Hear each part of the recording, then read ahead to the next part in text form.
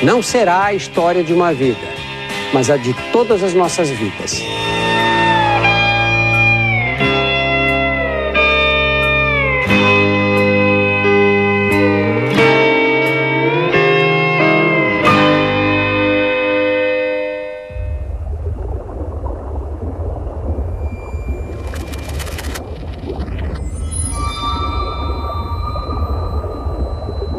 Quarenta semanas depois que o espermatozoide fecundou o óvulo, uma nova vida foi criada.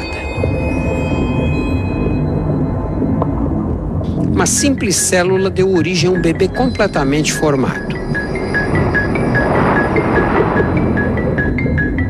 Agora, a tranquilidade do útero materno está para ser quebrada.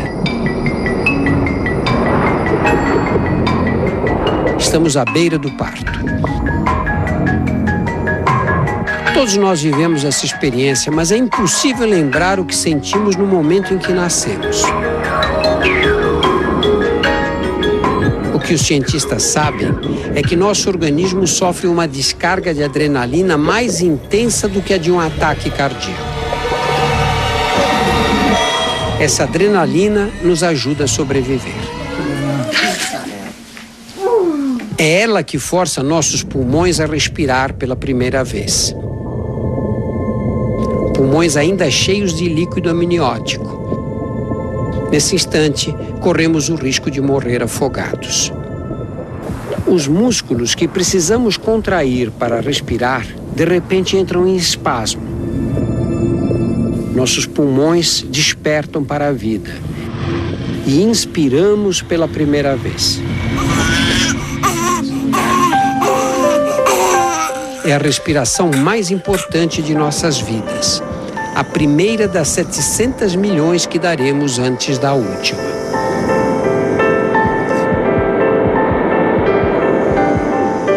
O ar chega à traqueia e percorre os bronquíolos, que se dividem em bronquíolos cada vez mais finos, até desembocar nos alvéolos pulmonares, pequenas formações em forma de saco, onde o oxigênio é absorvido e o gás carbônico eliminado. Nos pulmões existem 30 milhões de alvéolos.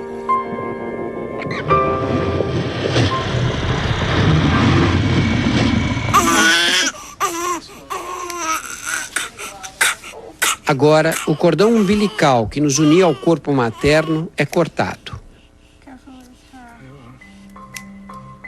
Pela primeira vez, estamos por conta própria.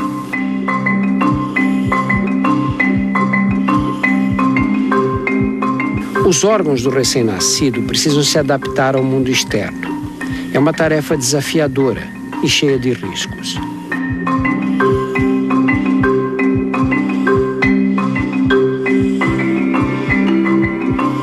Nosso coração, do tamanho de uma noz, já pulsava há 8 meses, mas agora enfrenta uma complicação. Ele tem 2 orifícios abertos, um na aorta e outro em suas paredes internas. Esses orifícios vêm da vida intrauterina e serviam para desviar o sangue de nossos pulmões paralisados na direção dos vasos da placenta.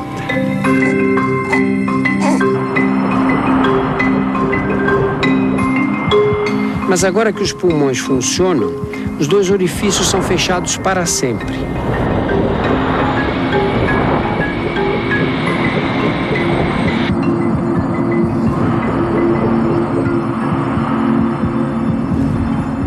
Com o coração batendo compassadamente, o sangue será bombeado por milhares de quilômetros de vasos sanguíneos.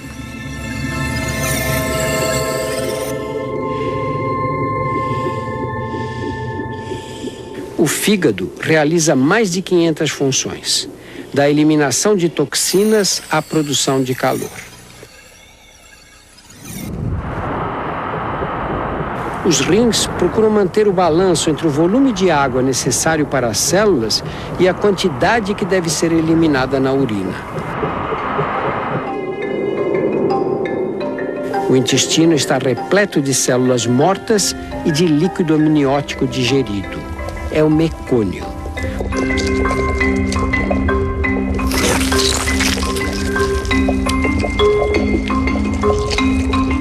silicônio é um líquido corrosivo. Se o bebê chegar a aspirá-lo, ele poderá atacar os pulmões. Dentro do intestino, porém, ele é inofensivo e será eliminado em horas.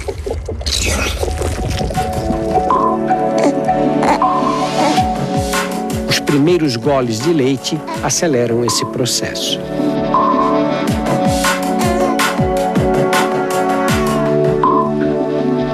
O trauma do nascimento parece haver terminado, mas a aventura de sobreviver está apenas começando. O corpo humano é uma máquina microscopicamente desenhada.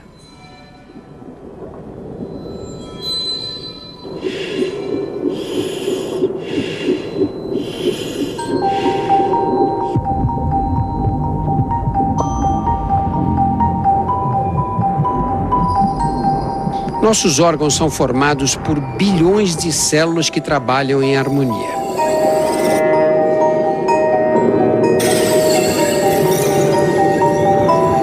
Dentro de cada célula existe uma organização perfeita que diz a cada uma delas o que fazer e de que modo deve comportar-se. No interior do núcleo celular está enovelado nosso DNA, estrutura única de cada um de nós.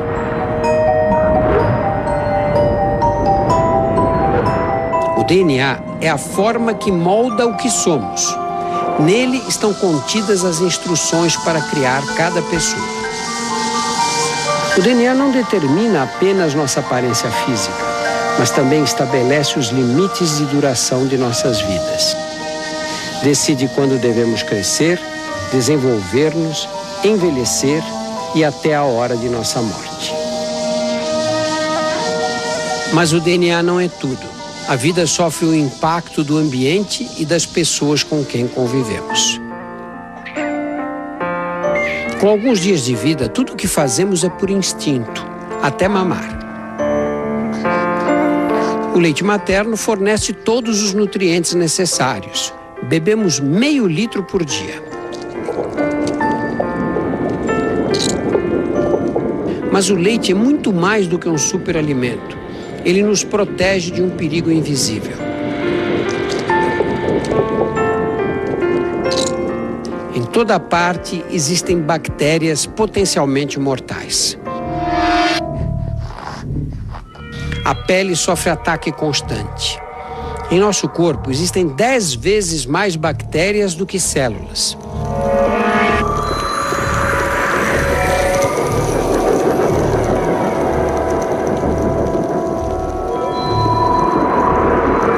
O sistema imunológico subdesenvolvido ainda não tem forças para vencer as infecções.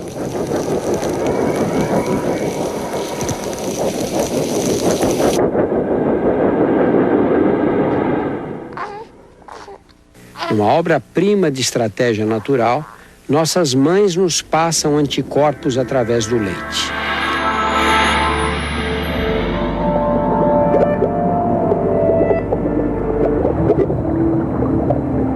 Até que nosso sistema imunológico amadureça, ela nos mantém saudáveis.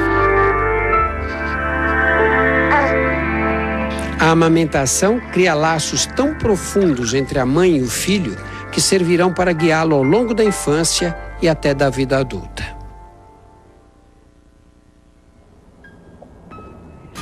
No próximo domingo, vamos sair de casa pela primeira vez. O mundo em nossa volta começa a fazer sentido.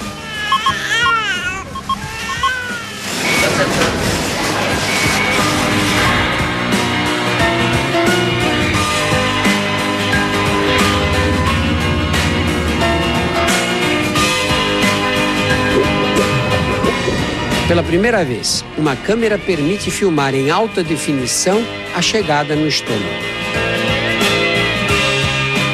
Não perca!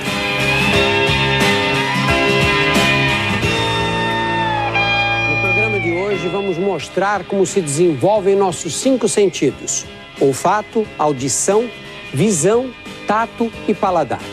Ao nascer, ouvimos melhor do que em qualquer outra fase da vida, mas enxergamos mal.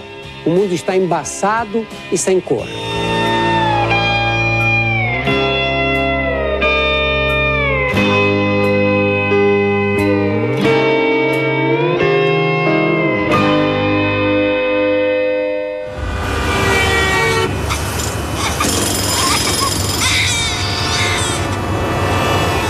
Nessa idade, uma simples ida ao supermercado é uma sobrecarga de estímulos.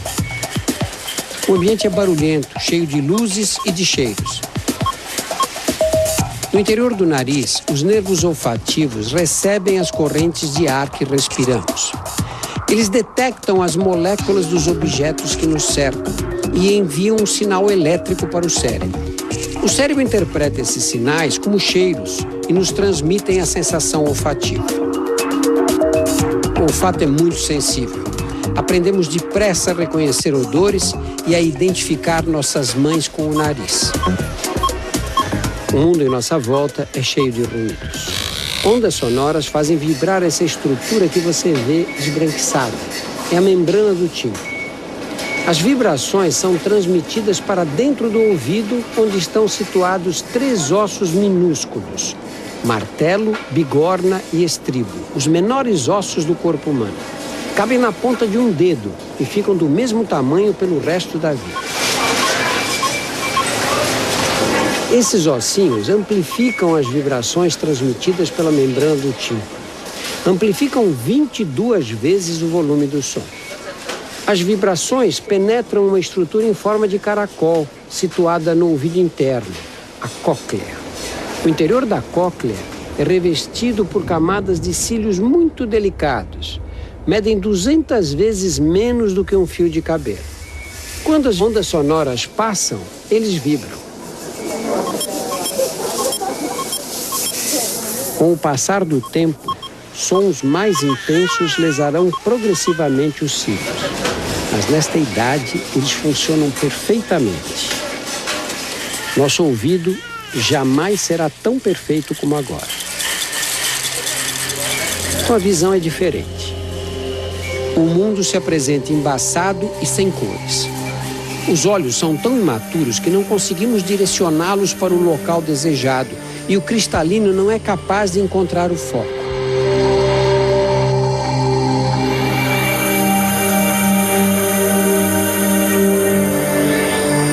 Os bebês não conseguem enxergar cores porque a retina, a camada situada no fundo do olho, também está imatura. Na retina existem os cones e os bastonetes, células especializadas em transformar luz em sinais elétricos. Os cones, encarregados de detectar as cores, ainda estão em desenvolvimento. Por isso, vemos tudo em branco e preto. Da retina, os sinais caminham pelos nervos ópticos e são enviados para a parte de trás do cérebro, que vai processar as imagens recebidas. Enxergamos com o cérebro, não com os olhos. Quando as imagens chegam ao cérebro, surge outro desafio: como interpretar os dados com o sistema nervoso ainda imaturo? Mas o progresso é rápido. Aos 2 meses, conseguimos distinguir cores e sombras. Aos 4, identificar faces. E aos 8 meses, nossa visão está completa. Os olhos sofrem outra transformação extraordinária. Quando nascemos, eles estão azulados. Gradualmente, as células da íris, a menina dos olhos, começam a produzir pigmentos que a escurecem. O padrão de deposição desse pigmento varia tanto que se torna uma característica individual única, como se fosse uma impressão digital. Nos primeiros 3 meses, crescemos 1/4 de nosso peso a cada mês. Felizmente, esse processo não dura muito. Se persistisse, aos 4 anos pesaríamos 134 toneladas, tanto quanto uma baleia azul. Aos 8 meses, todos os sentidos funcionam adequadamente. Começamos a explorar o mundo.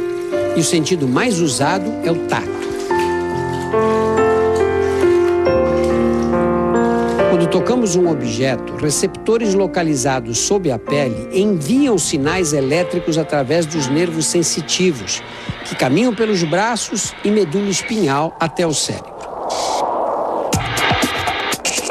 Os impulsos trafegam em velocidade vertiginosa, 320 km/h. Nós temos receptores sensoriais espalhados pela pele inteira, Mas algumas áreas são mais sensíveis do que outras: as mãos, a face e a boca. Existem 9.000 receptores apenas na língua. É por isso que os bebês usam a boca para explorar o mundo.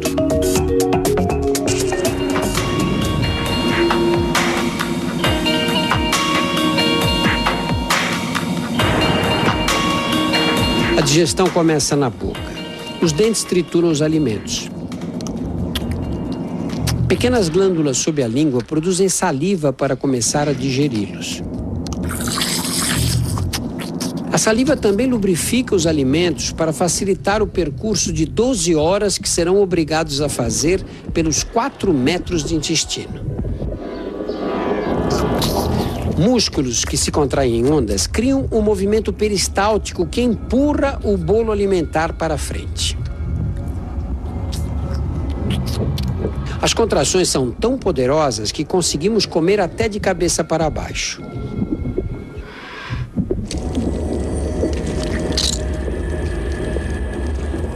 Pela primeira vez, uma câmera permite filmar em alta definição a chegada no estômago. O estômago é um reservatório com paredes musculares que se contraem para transformar os alimentos em líquido, com a ajuda do suco gástrico, muito ácido.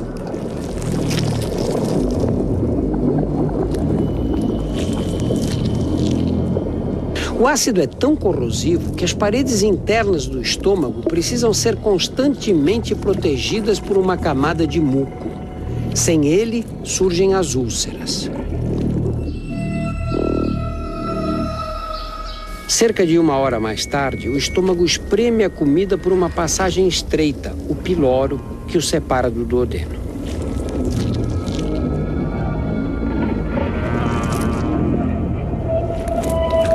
O duodeno é a primeira porção dos 3,5 metros de alças que constituem o intestino fino, onde serão absorvidos os principais nutrientes.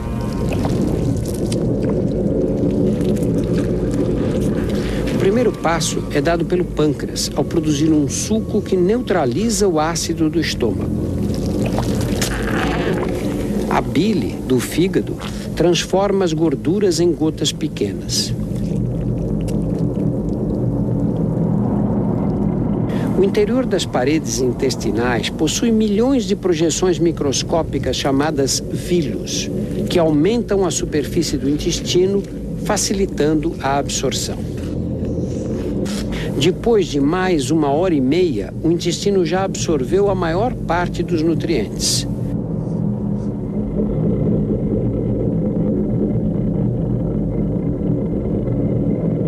O que sobra chega ao intestino grosso através da válvula iliocecal. Essa válvula impede que os alimentos voltem no sentido inverso.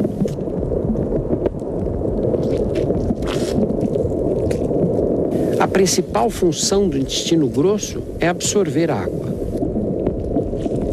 O que sobra é uma mistura de restos alimentares, células mortas e bilhões de bactérias. As bactérias do intestino grosso não causam infecção. Elas são importantes porque produzem as enzimas que quebram os carboidratos complexos que o intestino não conseguiu digerir. Finalmente, depois de 12 horas, o corpo elimina o que sobrou da refeição.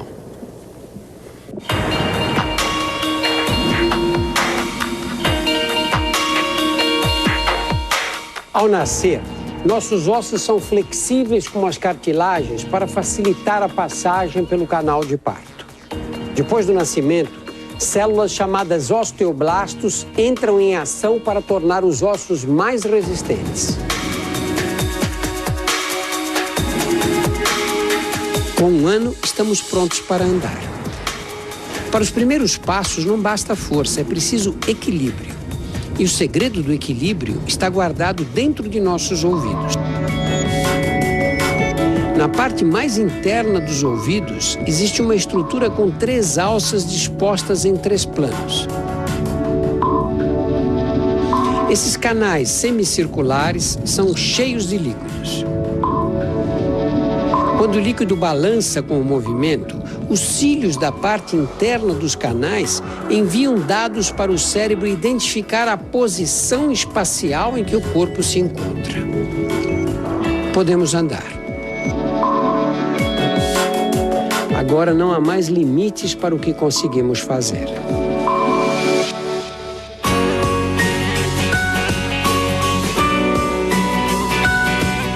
Na próxima semana, a infância. Vamos explorar o mundo aqui no Fantástico. Não perca!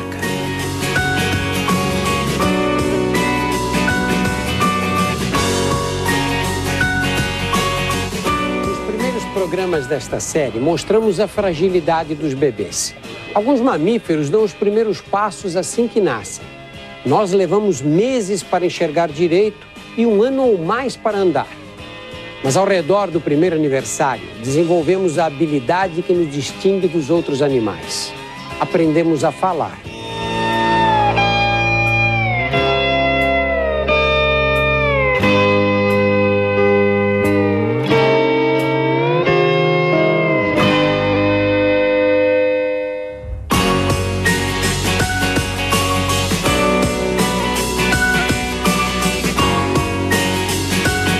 A maioria de nós começa a falar com 1 ano de idade.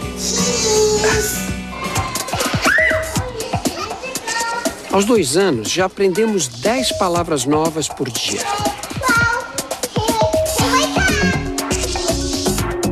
Esta é a área do cérebro envolvida no processamento da linguagem. É chamada área de Broca. Por meio dela, criamos sentenças e expressamos pensamentos complexos.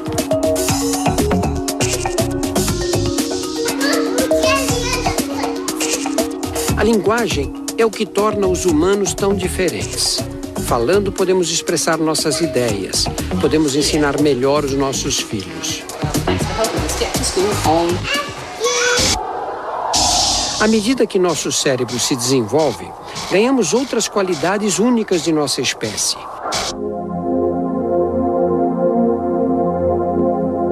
Adquirimos consciência de nossa identidade e individualidade. Aprendemos a pensar por nós mesmos.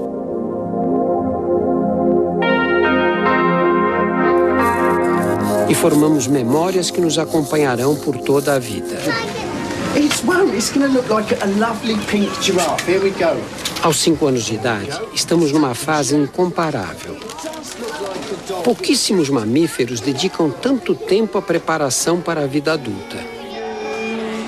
Num período de tempo equivalente, os cachorros, por exemplo, estão em plena fase reprodutiva. O nosso relógio biológico, comandado pelo DNA, atrasa em mais de 10 anos o início da vida sexual e nos dá uma grande vantagem. Sobra mais tempo para aprender.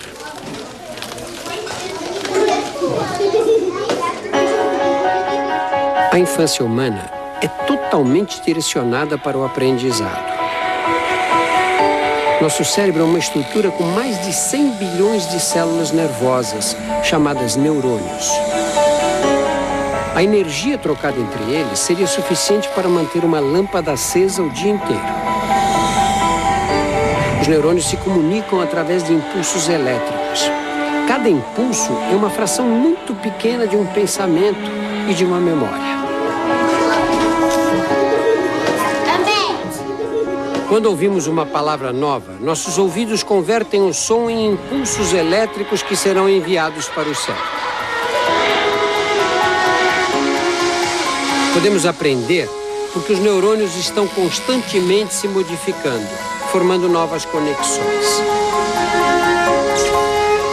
Eles não se ligam diretamente uns com os outros, como os fios de eletricidade dos postes. Deixam sempre um espaço livre, microscópico, no ponto em que se conectam. Esse espaço livre é a sinapse.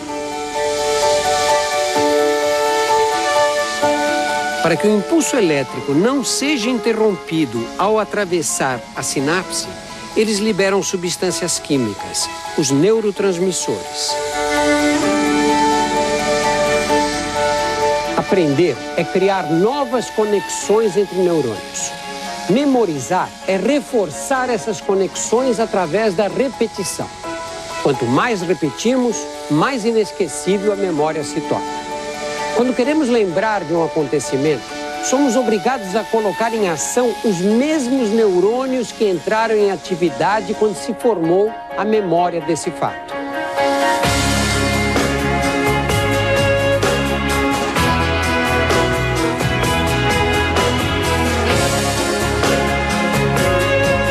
What does the word veteran mean?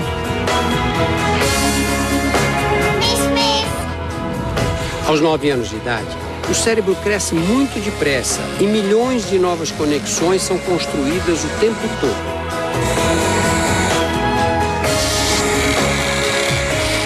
Por isso, a infância é a época ideal para o aprendizado.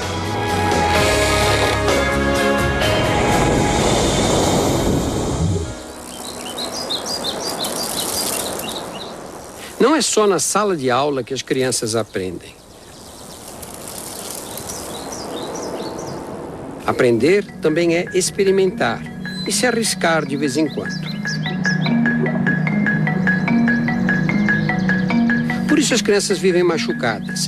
Somos programados para viver experiências novas. Por sorte, nessa fase da vida, o organismo consegue reparar por conta própria os danos sofridos. Esfolar o joelho faz parte da infância. Assim que a pele é cortada, os mecanismos de defesa entram em ação. Os capilares sanguíneos se fecham para estancar o sangramento.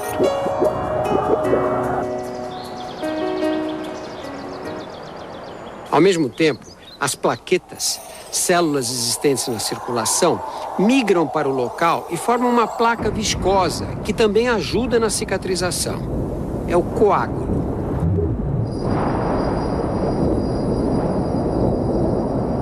As crianças são especialistas em cicatrizar ferimentos.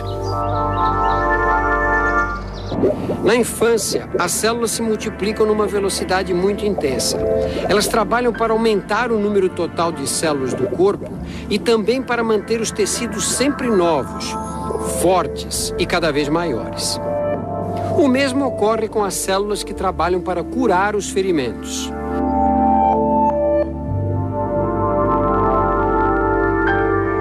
São tão competentes que muitas cicatrizes desaparecem para sempre.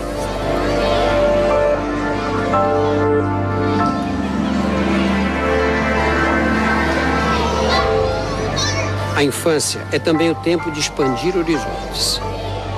Cada vez interagimos com mais gente. Mas essa sociabilidade nos expõe a germes que podem causar infecções. Felizmente, temos um arsenal de defesas contra eles. Sobrancelhas, cílios, os pelos do nariz e das orelhas impedem a invasão das bactérias que vêm pelo ar. Suor, lágrimas e o muco nasal ajudam a aprisionar os germes. A pele se renova e se protege ao mesmo tempo. Enquanto descama para eliminar as células velhas, elimina também as bactérias que estão na superfície. A boca é mais vulnerável. Descobertas recentes mostram que os germes alojados na boca não são tão inofensivos. Se eles estivessem em outros órgãos, como o coração, poderiam ser fatais. Por sorte, a nossa boca tem uma arma secreta, a saliva. Além de ajudar na digestão dos alimentos, ela possui enzimas capazes de destruir bactérias. Produzimos até 1,5 litro de saliva a cada dia.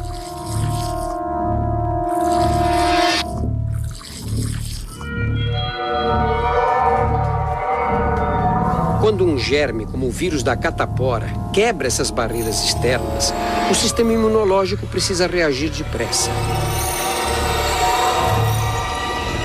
Milhões de vírus microscópicos viajam pela corrente sanguínea. Eles sequestram células de nosso corpo e as obrigam a produzir milhares de cópias idênticas a eles. as células sequestradas se rompem, liberam novos vírus que se espalham pelo organismo.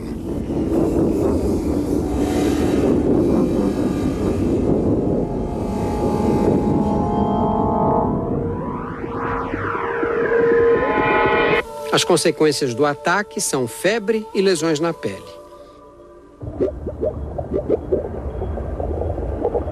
A febre é um sinal de que as defesas contra-atacam. Os vírus param de se reproduzir quando a temperatura do corpo aumenta.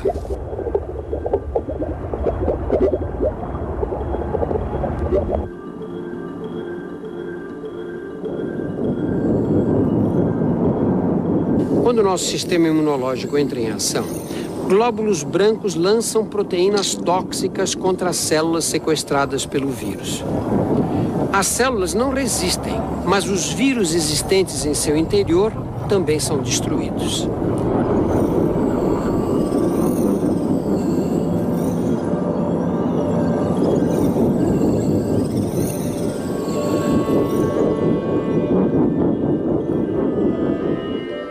As lesões da pele contêm os destroços dessa guerra, vírus mortos e restos das células que morreram.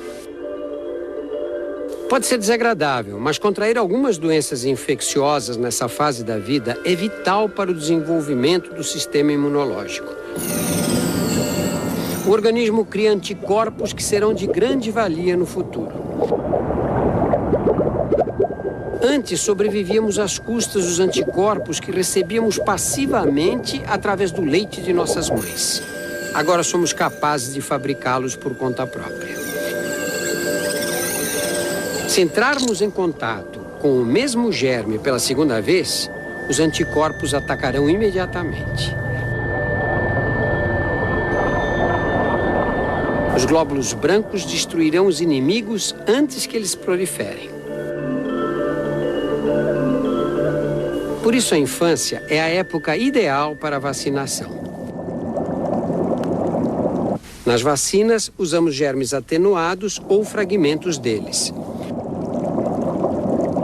Os anticorpos criam uma imunidade semelhante àquela que seria adquirida se tivéssemos a doença.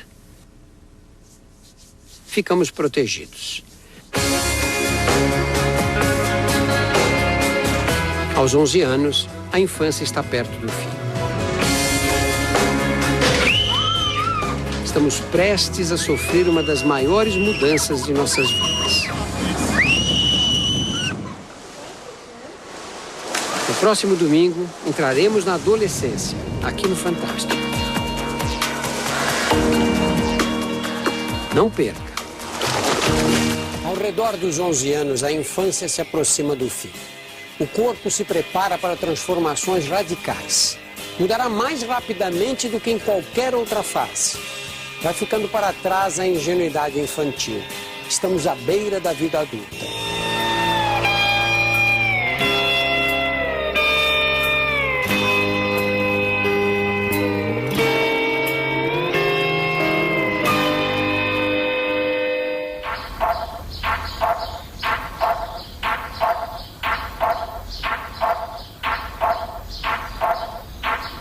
Para entrar na puberdade, dependemos de uma explosão de hormônios. Não há programação fixa. Essa fase pode começar a qualquer momento, dependendo de nossos genes, do estilo de vida e até da dieta alimentar.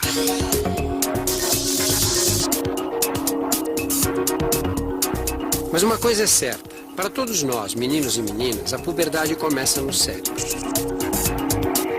A ordem final vem especificamente de uma estrutura situada na base do cérebro, o hipotálamo. O controle da temperatura do nosso corpo também vem dessa região. Tudo começa quando o hipotálamo libera uma proteína, a quispeptina, que inunda o tecido cerebral.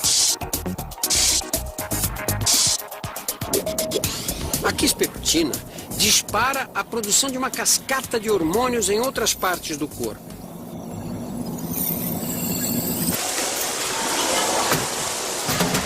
Hormônios que estimulam o amadurecimento dos órgãos sexuais. Nas meninas, amadurecimento significa ovulação. Pela primeira vez na TV, conseguimos ver os ovários em alta definição. É essa parte branca que aparece.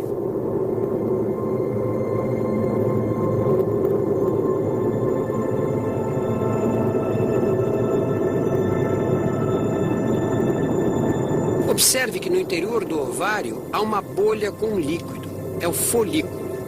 O líquido em seu interior protege o óvulo. Na ovulação, esse folículo se rompe e o óvulo cai na trompa. É aqui, na trompa, que ele será fertilizado ao encontrar o espermatozoide, ou perderá a vitalidade e será eliminado na menstruação. A ovulação acontece uma vez por mês, mas os ovários não são simples fábricas de óvulos. Eles também produzem hormônios sexuais que são lançados na circulação sanguínea, estrógeno e progesterona. Esses hormônios exercem efeitos dramáticos no desenvolvimento do físico e das emoções.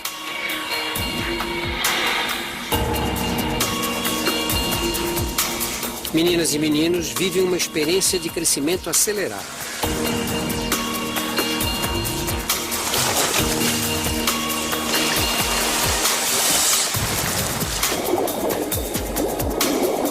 Cada dia o espelho mostra um rosto novo.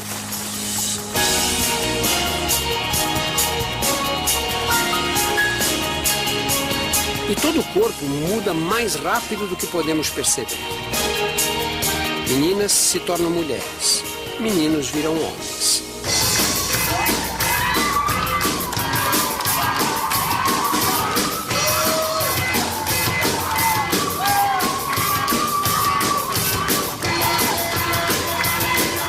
Na puberdade masculina, o cérebro também libera quispeptina.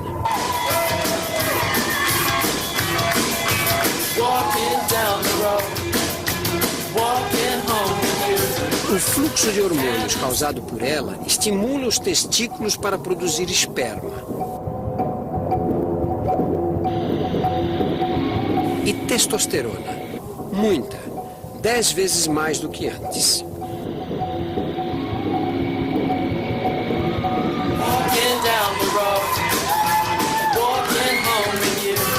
A laringe se abre e fica mais saliente. As cordas vocais se tornam mais amplas. A voz engrossa.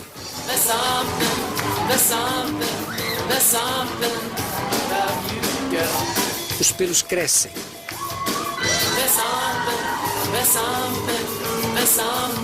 A massa muscular duplica.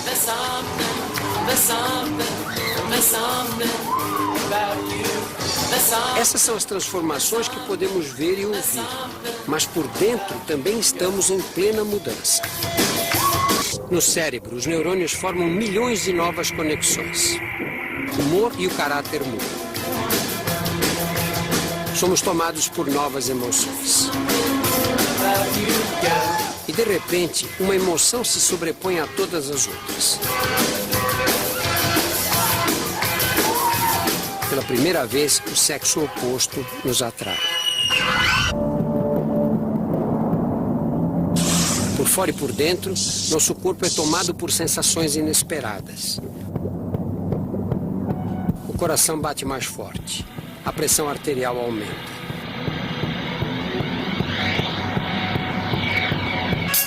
Os lábios se agitam. A face fica ruborizada.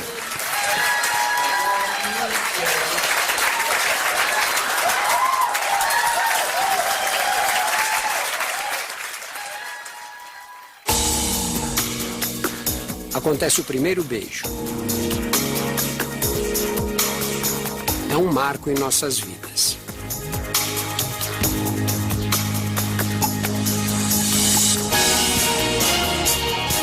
No próximo domingo, aqui no Fantástico, chegaremos à vida adulta. Não perca!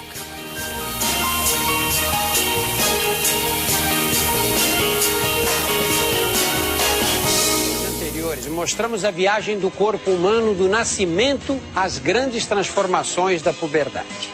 Nas primeiras 2 décadas de vida, multiplicamos nossa altura por 4. Nosso peso aumentou 21 vezes. Já digerimos 9 toneladas de comida. O coração deu 1 bilhão de batidas. Os pulmões respiraram 200 milhões de vezes. Agora somos adultos. As escolhas que fizermos nessa fase vão ter consequências pela vida inteira.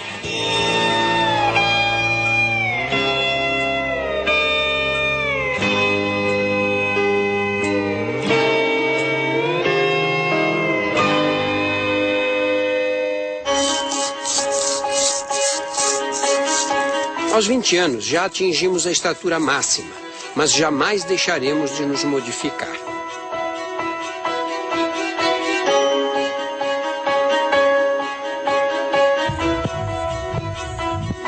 Trilhões de células formam nossos órgãos e tecidos.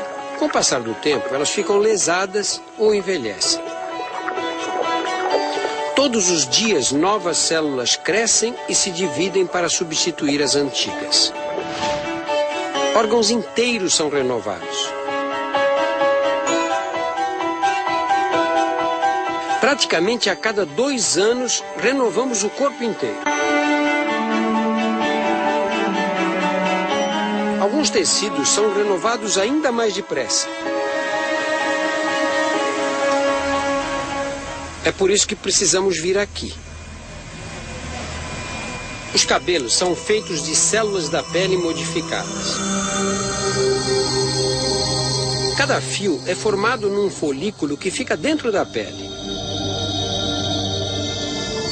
Aqui nascem essas células alteradas que logo morrem quando novas células as impulsionam para cima e nosso cabelo cresce. E cresce muito. A cada ano fabricamos incríveis 11 quilômetros de pelos e cabelos por todo o corpo. Não depende da nossa vontade. Felizmente conseguimos controlar, mesmo que parcialmente, o crescimento de outras partes do nosso organismo. Algumas escolhas que fazemos nessa fase da vida, como fazer exercícios, por exemplo, nos afetam para sempre. O corpo humano é uma máquina construída para o movimento. Precisa de atividade física para funcionar direito. Os exercícios fortalecem o coração, o músculo que mais trabalha em nosso corpo.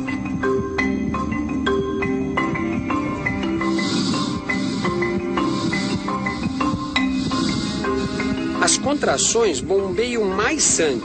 O coração pode bater mais devagar.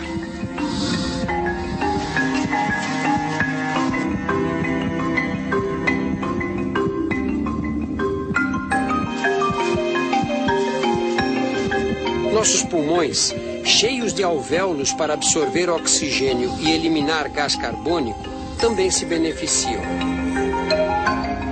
O exercício estimula os capilares sanguíneos dos alvéolos a crescer e a absorver mais oxigênio. O fôlego melhora.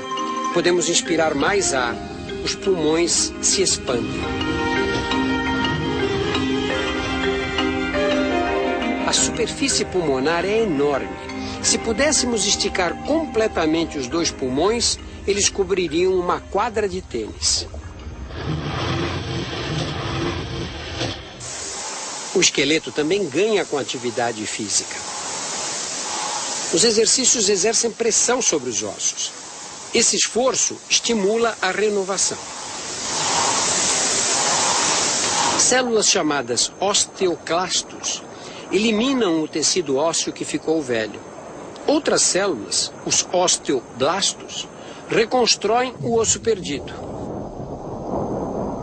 Desse processo resulta um esqueleto mais forte. Ao mesmo tempo, as fibras musculares se hipertrofiam. Através de uma tecnologia avançada de computação, podemos ver os 650 músculos do corpo humano.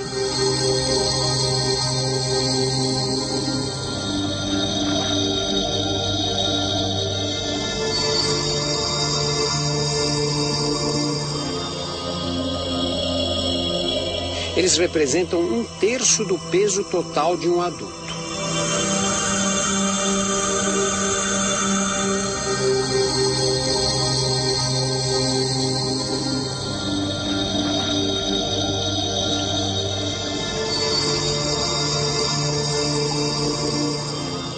Músculos são pacotes de fibras. Algumas atividades espalham e separam as fibras. Depois, quando as células tentam reparar esse dano, acabam adicionando material extra. O novo músculo cresce maior e mais forte. Ao contrário do exercício físico, há atividades que lesam nossas células. Lesões que nem mesmo a juventude consegue reparar.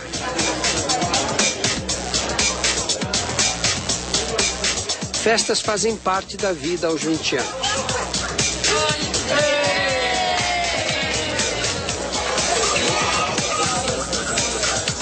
Todos sabem que o cigarro destrói os pulmões, mas fumaça não é o único perigo aqui.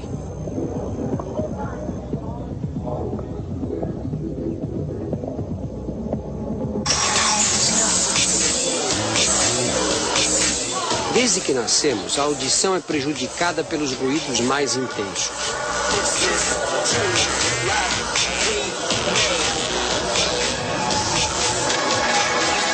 O problema está bem no fundo do ouvido, na cóclea, uma estrutura em forma de caracol, revestida internamente por cílios mais finos do que um fio de cabelo. Eles transformam o som em impulsos elétricos, mas são muito frágeis. Sons mais intensos destroem os cílios.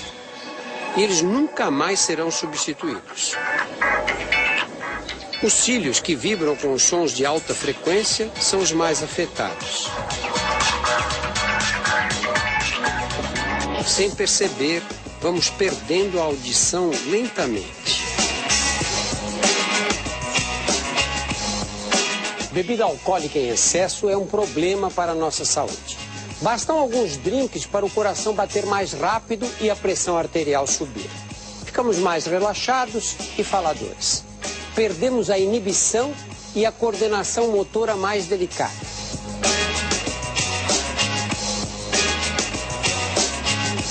Beber com os amigos faz parte da rotina da maioria dos jovens aos 20 anos.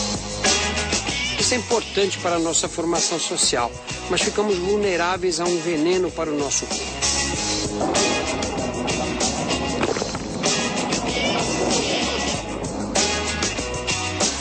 O álcool entra na corrente sanguínea e muda nosso estado físico e mental.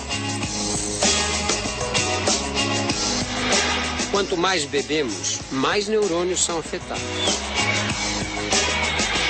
Algumas sinapses são ativadas, ou seja, a conexão entre alguns neurônios fica mais rápida. Enquanto outras sinapses ficam completamente bloqueadas.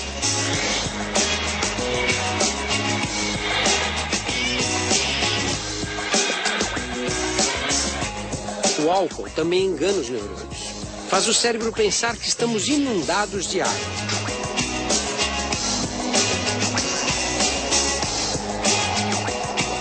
Equivocado, ele envia uma ordem para os rins produzirem mais urina. Perdemos um líquido precioso.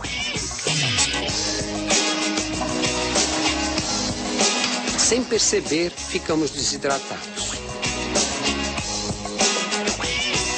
A manhã seguinte nos reserva uma surpresa.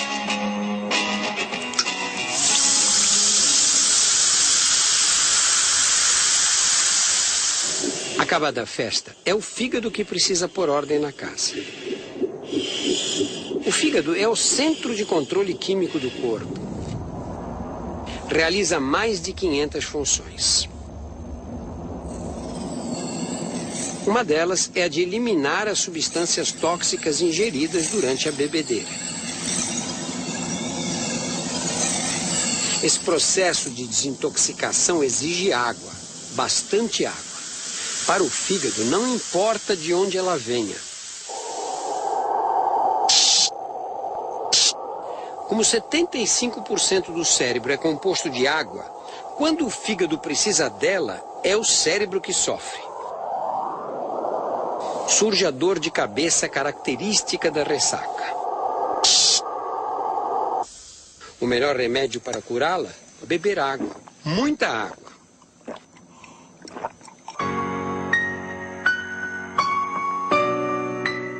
No próximo domingo, enfrentaremos novos desafios. É hora de encontrar o amor e de ter filhos, aqui no Fantástico.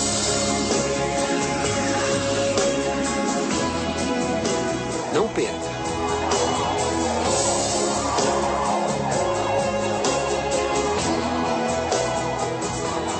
É hora de ter filhos.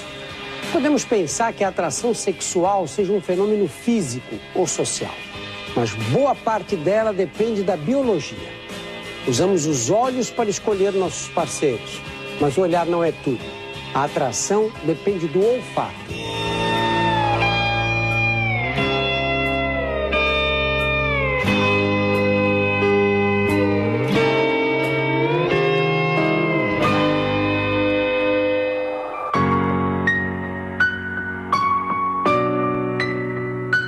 Podemos encontrar o amor em qualquer lugar, até no trabalho.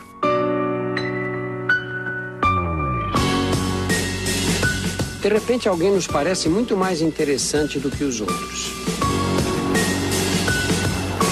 Os românticos dizem que estar apaixonado é um capricho do coração. Mas, na verdade, o segredo da paixão se acha guardado no interior, lá no fundo de nosso nariz. No nariz, os nervos olfativos fazem mais do que reconhecer os cheiros dos ambientes. Sem percebermos, eles também detectam e analisam as características de uma substância química liberada junto com o suor das pessoas que nos cercam. Os ferormônios. Por incrível que pareça, os ferormônios carregam informações detalhadas sobre nossa genética, saúde e capacidade de resistir a doenças. Na hora da paquera, o cérebro analisa esses sinais para nos ajudar a escolher a pessoa com os melhores genes. Genes que aumentem as chances de sobrevivência dos filhos que estarão por vir. Apaixonar-se é muito mais do que viver emoções intensas. A paixão é química. Quando avistamos a pessoa querida, liberamos a adrenalina na circulação. Por trás de um olhar apaixonado está sempre uma descarga de adrenalina. O coração bate descompassado. Perdemos o sono. À medida em que o namoro avança e nos arrebata, entra em cena a dopamina, um neurotransmissor que nos traz sensação de bem-estar. A dopamina é tão potente quanto a cocaína. Ela nos leva à euforia e causa dependência. Queremos ficar cada vez mais perto da pessoa amada. Ocasionalmente, depois de um tempo juntos, pensamos em atingir os estágios mais profundos da relação amorosa. Compromisso, casamento e, quem sabe, filhos. Apostamos num relacionamento para durar a vida inteira. E quem diria, até nossas futuras bodas de ouro dependerão de substâncias químicas. O relacionamento íntimo e duradouro só existirá se a química for favorável. Sexo não é apenas uma fonte de prazer ou um meio de ter filhos. Sexo causa encantamento e reforça a ligação entre os amantes. Durante o orgasmo, nossas hipófises inundam a circulação com ocitocina, o hormônio que estreita laços afetivos. É o mesmo hormônio que liga o bebê à mãe. Quanto mais sexo, mais ocitocina, mais ligados a outra pessoa nos sentimos.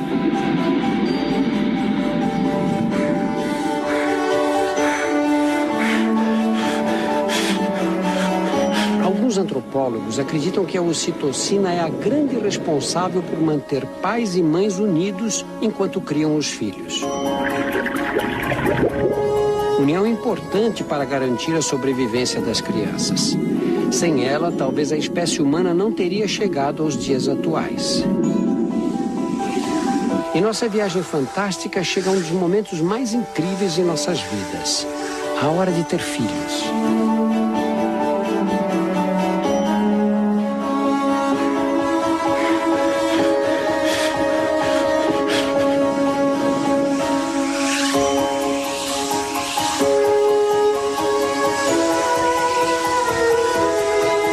O óvulo é a maior célula do corpo humano.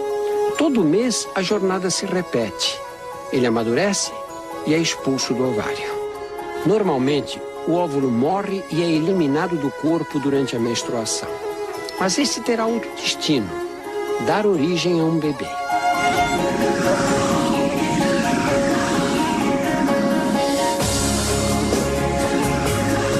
O espermatozoide é a menor célula do corpo.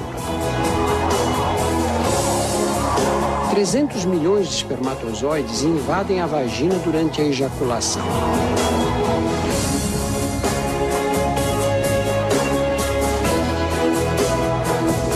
Não é fácil a tarefa dos invasores.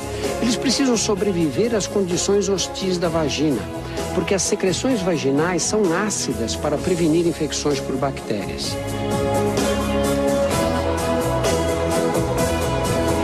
Essa acidez é capaz de destruir milhões de espermatozoides. Muitos morrem antes mesmo de chegar ao colo do útero. Os que conseguem sobreviver nadam útero adentro para chegar ao óvulo que vem descendo pela trompa.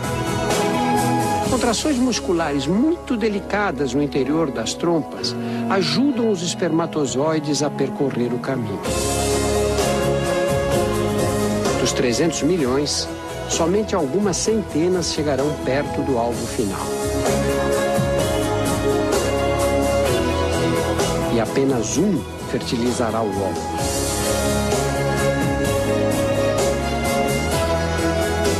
É a seleção natural em sua essência, a sobrevivência do espermatozoide mais forte, mais apto, do que carrega o melhor DNA para transmiti-lo aos descendentes.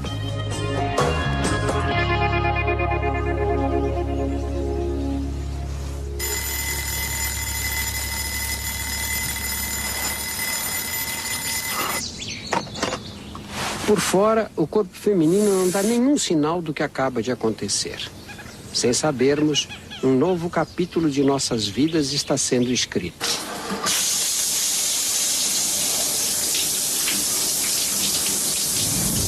Nas próximas 40 semanas, uma única célula vai se transformar num bebê.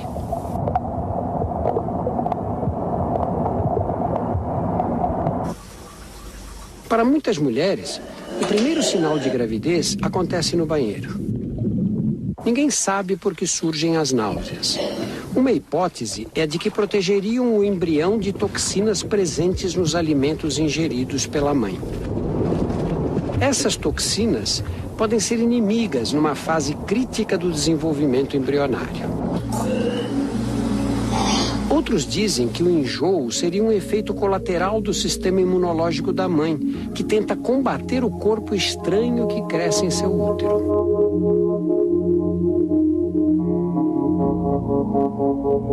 O embrião pode ser comparado a um parasita. Suga a energia da mãe enquanto retira do corpo dela tudo o que precisa. Ele está aparelhado com um kit de sobrevivência, a placenta. Na placenta, o sangue da mãe passa os nutrientes para o feto através de uma membrana.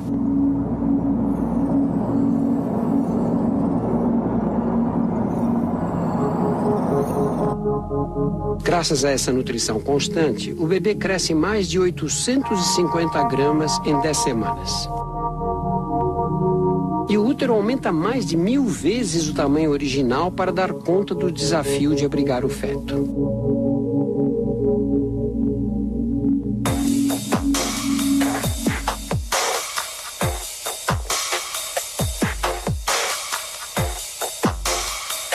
A barriga cresce. O corpo materno precisa se reorganizar internamente para acomodar o bebê, que cada vez ocupa mais espaço. Esta mulher não está grávida. Todos os órgãos estão bem dispostos. Agora, olha a diferença de uma que está grávida. Os órgãos ficam apertados nas costas ou pressionados contra o tórax. E não é simples questão de espaço. Além de estar comprimidos, eles precisam trabalhar em dobro.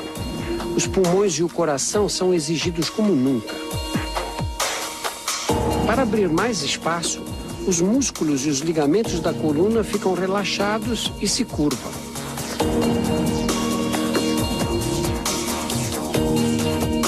O estômago é praticamente esmagado e sofre uma rotação de 45 graus. Por isso, a mãe só consegue ingerir pequenas quantidades de alimentos sólidos e de líquidos, embora o bebê exija cada vez mais nutrientes.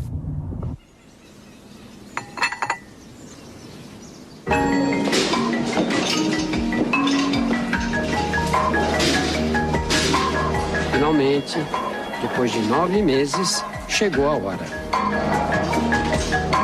Expulsar do corpo da mãe um bebê de quase 3 quilos é uma tarefa complicada. Os ligamentos se tornam mais elásticos para permitir que a bacia se abra para formar o canal de parto. Mesmo assim, a passagem fica bem apertada. Vamos acompanhar o caminho estreito que o bebê deve percorrer na hora do nascimento. Ele ainda tem que girar o corpo para conseguir passar pelos ossos da bacia da mãe.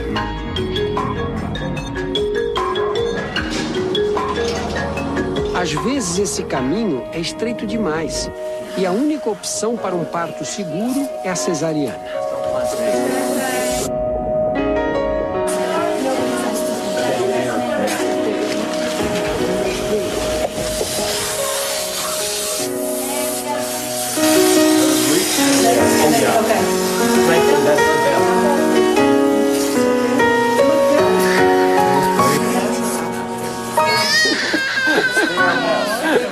Há 30 anos éramos bebês. Hoje somos pais e mães. Criar filhos exige grande esforço físico e emocional. A partir de agora, nossa vida vai mudar para sempre. A juventude ficou para trás. Os anos passam e nosso corpo está para entrar numa nova fase de mudanças. No próximo domingo, a nossa viagem fantástica continua. Enquanto os filhos crescem, nós também nos transformamos. Domingo que vem. Até lá.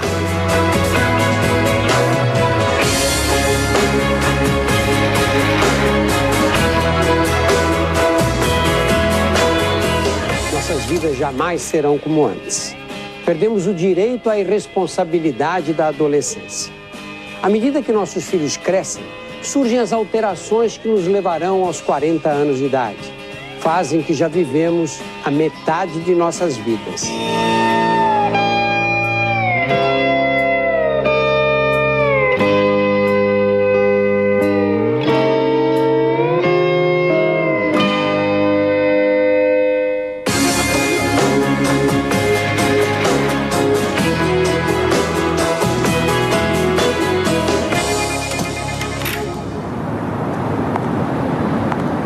Nessa idade, o corpo humano atingiu a maturidade. Já vivemos dias em que fomos mais fortes e mais ágeis. Doors closing. Anos atrás, começamos a envelhecer. Mas só agora, aos 40, percebemos as marcas do tempo. Nossa aparência mudou.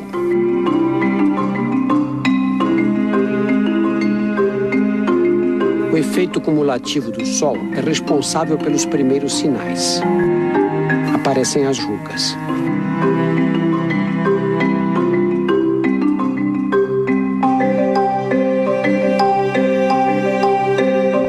Desde o nascimento, nossa pele é renovada num ritmo alucinante. Para repor as células das camadas superficiais que morrem constantemente, a pele fabrica 40 mil novas células a cada minuto.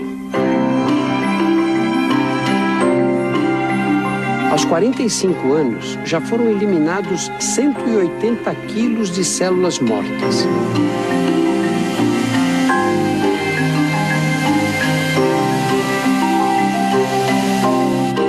A renovação é tão rápida que as células mais velhas de nossa pele não têm mais do que 1 mês de idade. Mas a causa das rugas não são as células danificadas. As rugas se tornam mais nítidas por causa das fibras do tecido que dá suporte à pele, o colágeno. A radiação ultravioleta do sol dispara uma reação em cadeia que degrada o colágeno. As fibras se tornam mais finas e quebradiças.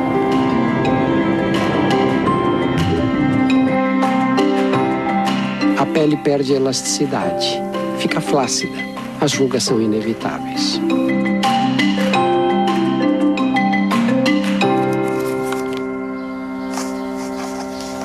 A visão também se modifica. Podíamos ler sem óculos.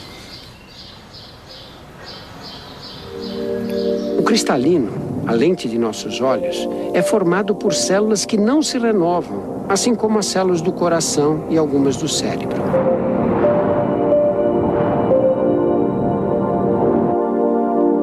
Elas permanecem as mesmas do nascimento até a morte. Com a idade, o cristalino se torna mais rígido, com mais dificuldade para focalizar. Fica difícil adaptar-se às variações de claro e escuro. E para piorar, os olhos ficam mais secos. As lágrimas que serviam para lavá-los estão mais escassas. As mudanças atingem todo o nosso organismo. Aos 20 anos, era fácil manter o corpo em forma. Podíamos comer à vontade, sem ganhar peso. Agora, o metabolismo é outro. Engordar é muito mais fácil. À meia-idade, os níveis de estrógeno, testosterona e de hormônio de crescimento estão mais baixos.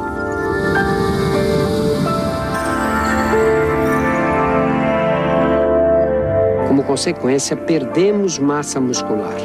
Perdemos cerca de 3 quilos de músculo por década.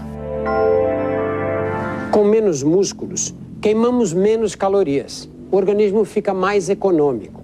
Precisa de menos combustível para funcionar. Se continuarmos a comer como antes, o excedente é armazenado sob a forma de gordura. As mulheres acumulam gordura nas cadeiras. Isso tem uma explicação. Durante a gravidez, a gordura acumulada nessa região funciona como uma reserva de energia. Nos homens, a barriga é que aumenta.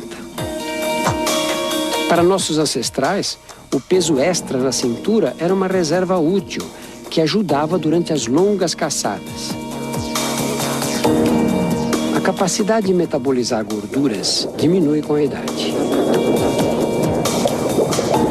O mecanismo é controlado por pequenas estruturas que existem dentro das células, as mitocôndrias. As mitocôndrias funcionam como centrais energéticas das células. Elas produzem energia, fazendo o oxigênio que respiramos reagir com os nutrientes ingeridos na alimentação. Com o passar dos anos, as mitocôndrias envelhecem e seu número em cada célula diminui, comprometendo, entre outras funções, a capacidade de metabolizar gordura. Às vezes, a combinação entre muita comida e metabolismo lento pode ser fatal.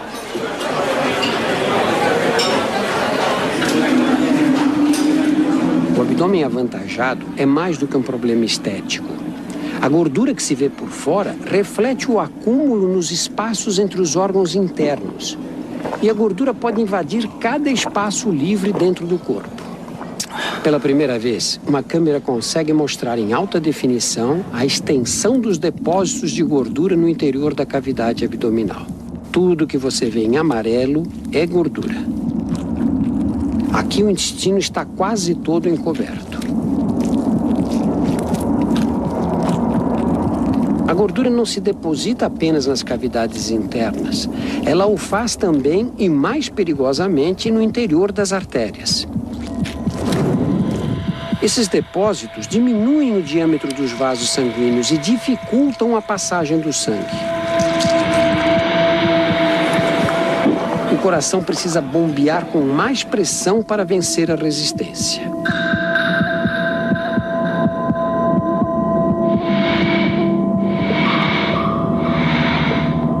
Em casos extremos, a artéria pode ficar totalmente obstruída.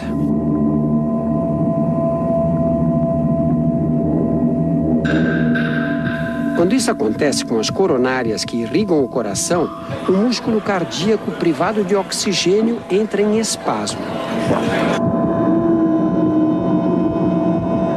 É o ataque cardíaco, principal causa de morte no Brasil.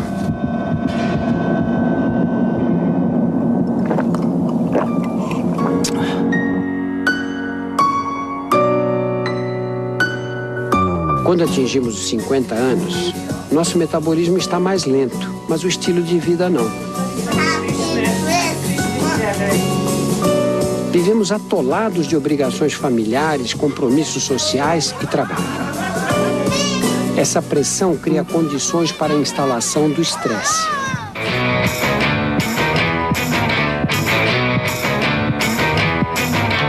Reconhecer os sinais externos do estresse é fácil. Mãos geladas, respiração ofegante, palidez na face, sensação de cabeça vazia. Mas o pior está escondido dentro do corpo.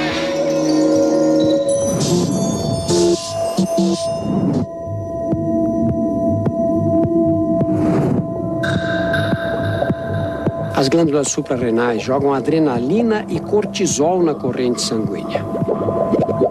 Esses hormônios fazem os músculos contrair, as artérias fecharem e o coração bater mais rápido. A pressão arterial sobe.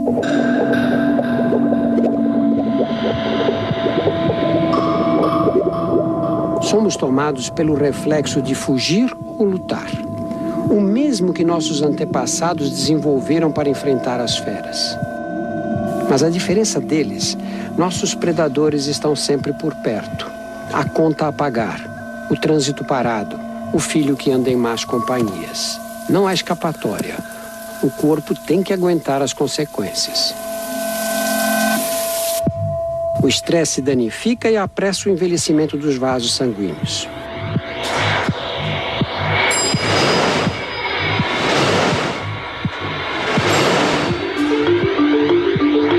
A pressão alta agride as células do revestimento interno das artérias. Elas se tornam menos elásticas, endurecidas.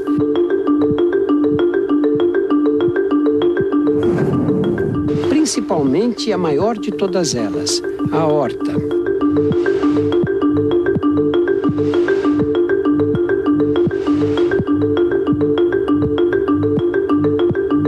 É um ciclo vicioso. O estresse provoca danos nas artérias, aumenta a pressão e faz o coração trabalhar com mais carga.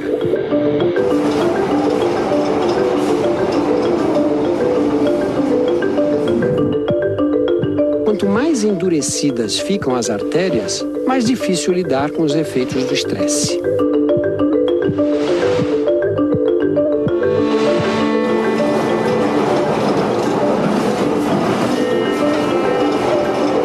Chegamos ao limite. O coração se hipertrofia para empurrar o sangue por um caminho estreito e danificado.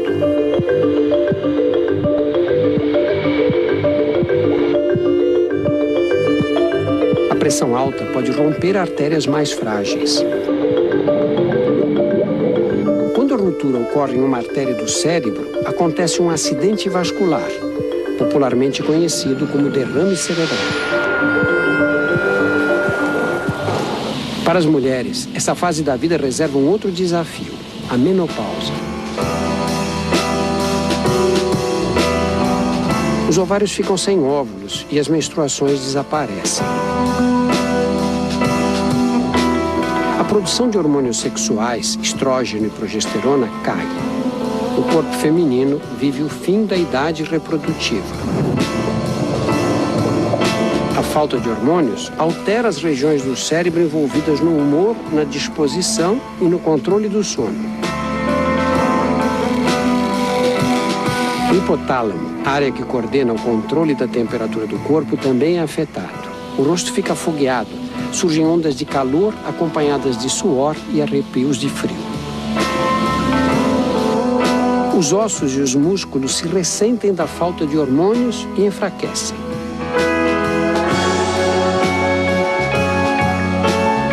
O corpo da mulher passou a vida acostumado com os hormônios sexuais. Agora eles não existem mais. O processo de envelhecimento se acelera.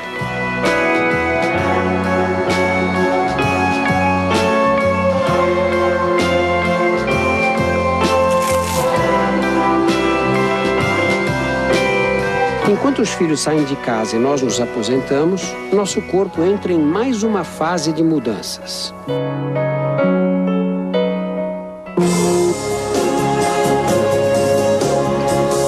Domingo que vem, desvendaremos os mistérios do envelhecimento, aqui no Fantástico. Até lá.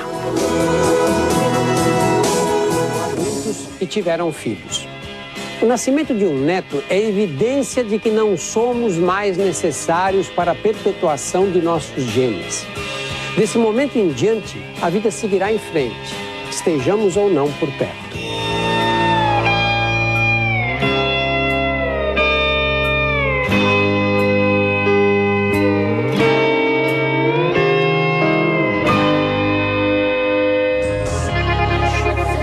Em 70 anos, uma recém-nascida se tornou avó ou bisavó.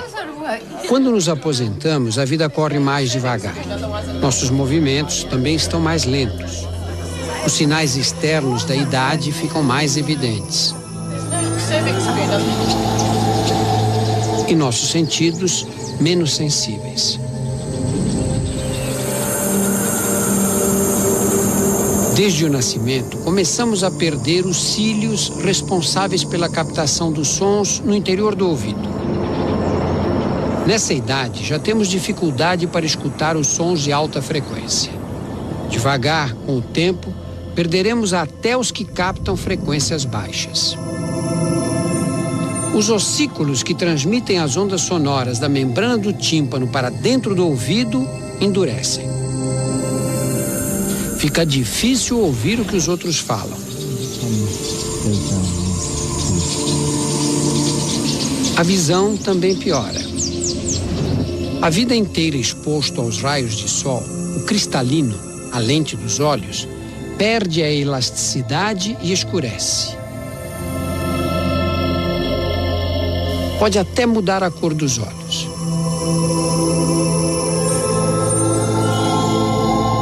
O cérebro precisa fazer acrobacias para compensar essas alterações.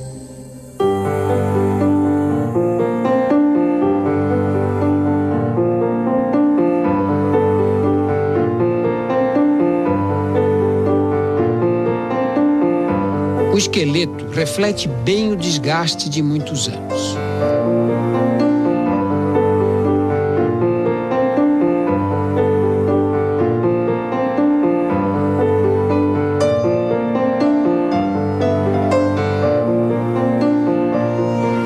Os ossos continuam fabricando células novas para substituir as velhas, mas os osteoblastos já não dão conta de repor as células perdidas.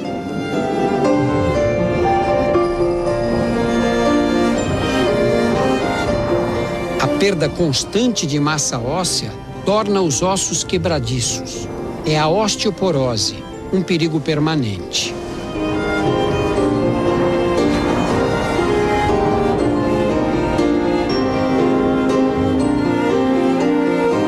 Sofrer uma fratura é muito mais fácil.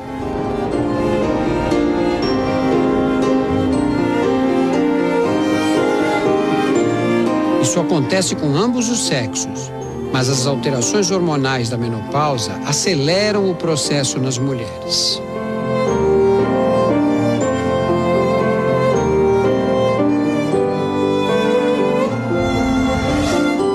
Por que a aparência de nosso corpo muda tanto entre os 40 e os 70 anos? É bem mais do que uma questão de uso e desgaste. O envelhecimento é um processo que afeta uma por uma de nossas células.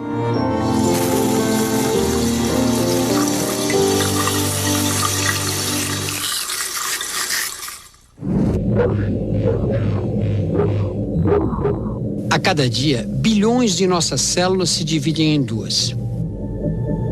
Para isso, precisam duplicar o DNA e destinar uma cópia para cada célula filha. Enquanto as células mais velhas morrem, as recém-nascidas ocupam o lugar deixado por elas.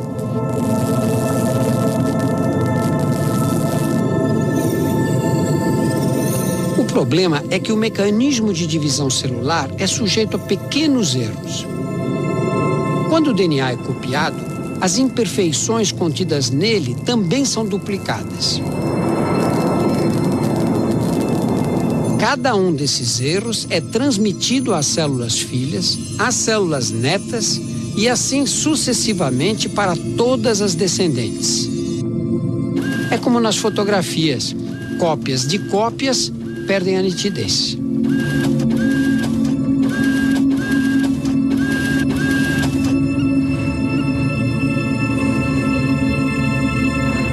Desde o nascimento, trocamos todos os ossos do nosso rosto a cada 2 anos.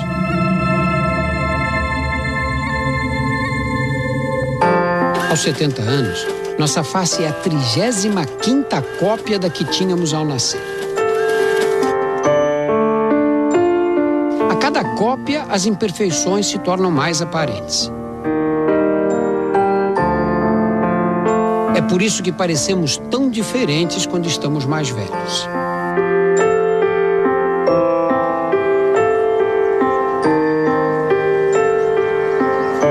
Outra causa de envelhecimento está no ar que respiramos.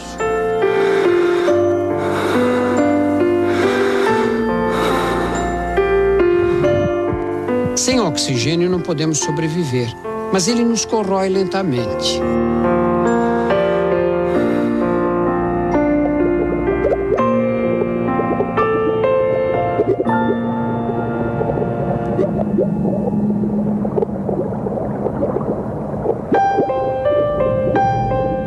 Dentro de cada célula, as mitocôndrias são nossas centrais energéticas, nossas fábricas de energia.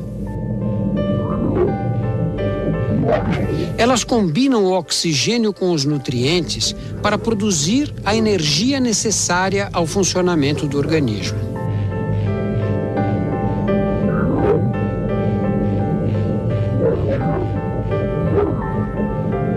Nesse processo são liberados poluentes, chamados de radicais livres, que agridem as próprias paredes das mitocôndrias e comprometem a produção de energia.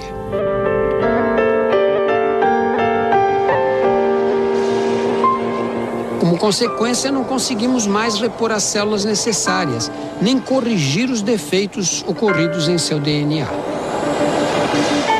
O funcionamento dos órgãos fica comprometido. Eles podem falhar.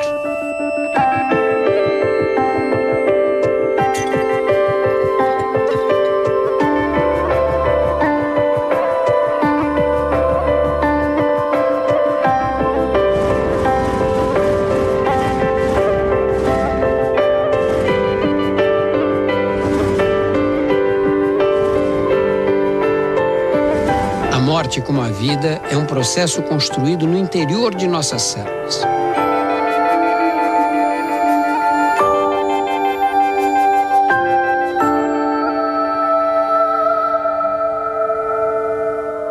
Da mesma forma que o DNA controla nosso desenvolvimento, também limita a duração de nossas vidas. Em cada cópia de si mesma, a célula perde um pequeno fragmento de DNA. Depois de bilhões de divisões, foi perdido tanto DNA que a capacidade de formar novas células fica comprometida.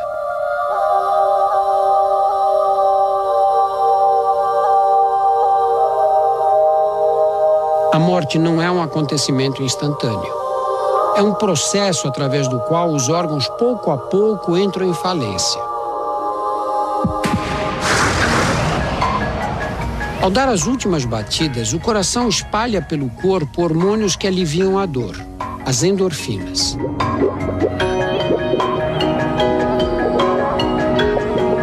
Sem oxigênio, os órgãos param de funcionar. Em 10 segundos, a atividade cerebral cai. Em 4 minutos, o cérebro será lesado irreversivelmente. Perderemos a condição humana. A audição é o último sentido a nos abandonar.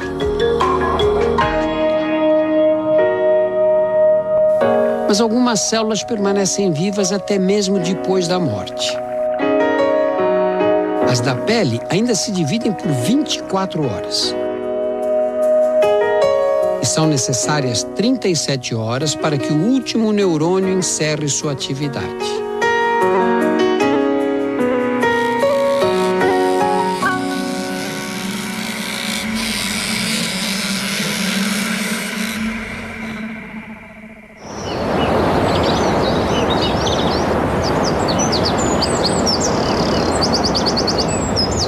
Para alguns de nós, a vida pode durar muito tempo.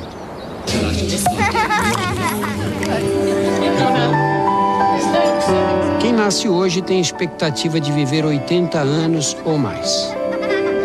Mas todas as jornadas um dia devem terminar.